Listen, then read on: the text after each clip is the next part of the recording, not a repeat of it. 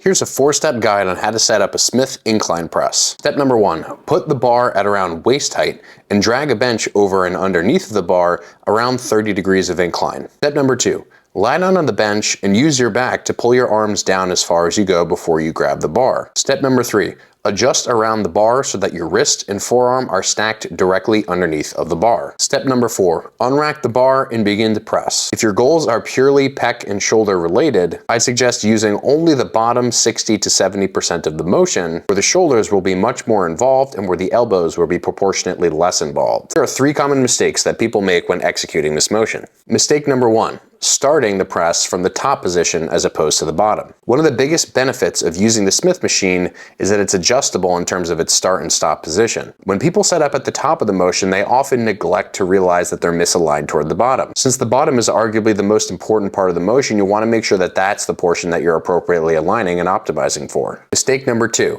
overemphasizing lockout. When people overemphasize lockout, they often miss out on a ton of stimulus toward the bottom of the motion. This can also lead to an excessive amount of triceps fatigue if that's not your goal, and the occasional over-rounding of the shoulders toward the top. Mistake number 3, letting the bar rest on your chest and/or bouncing it off without control. Because the bottom is the mechanically most challenging motion, we want to be sure that we're spending an extra amount of time there and that we're controlling motion of the bar all the way down to the bottom.